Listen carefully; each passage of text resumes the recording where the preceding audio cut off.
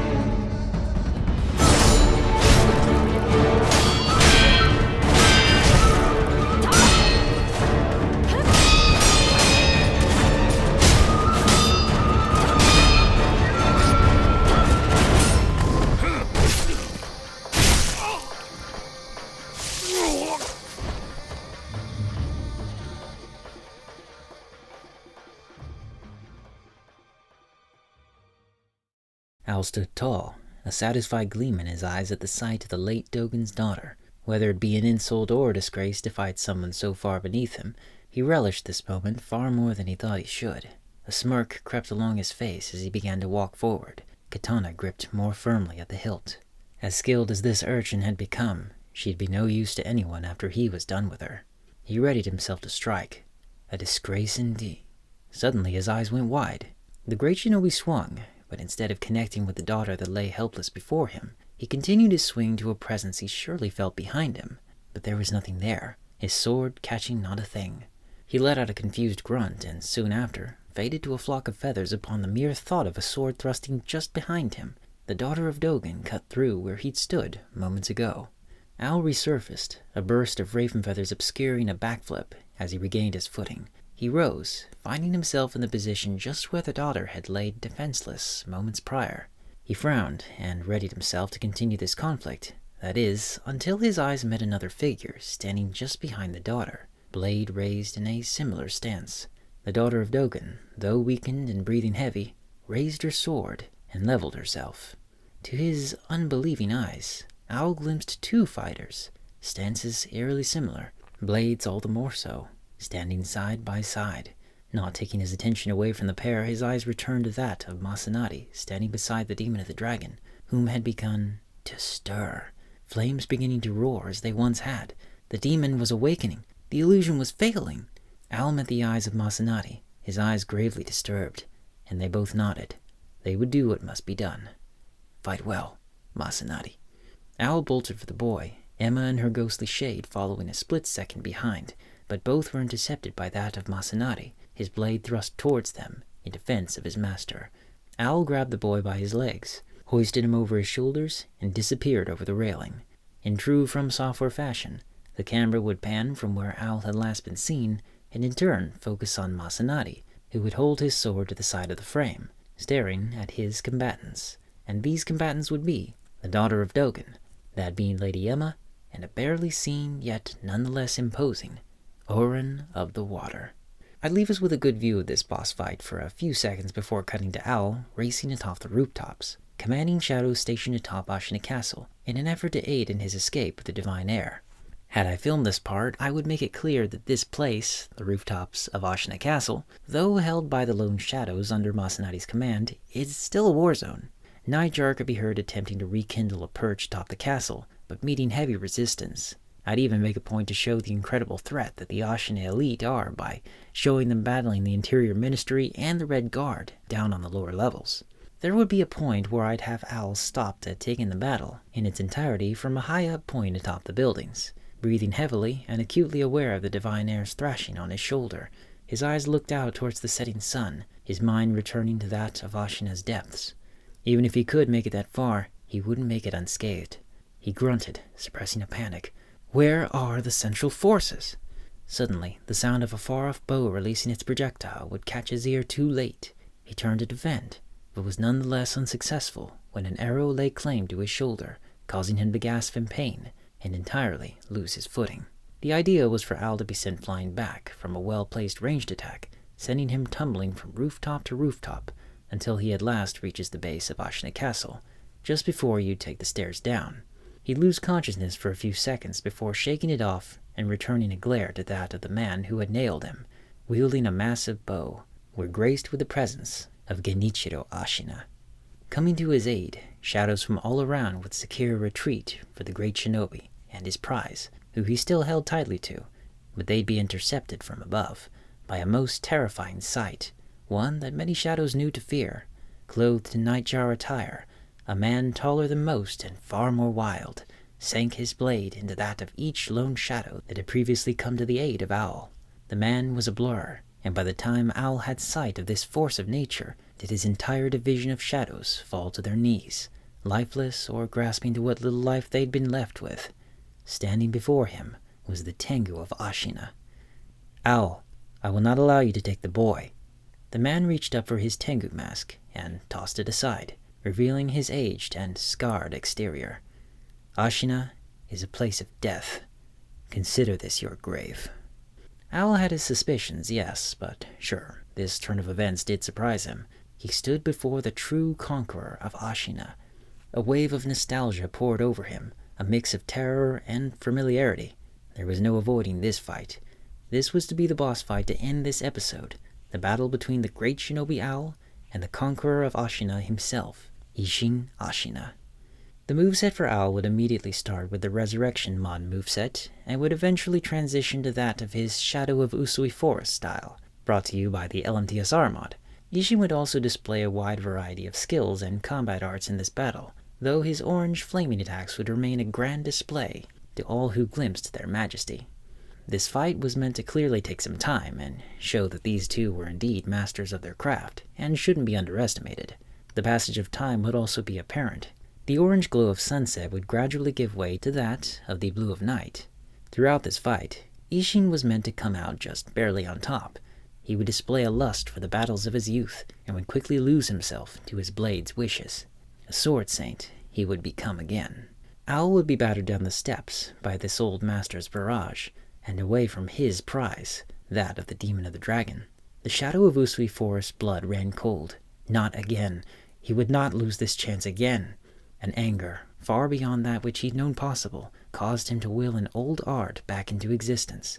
He'd only needed it back then, against the one who knew him best.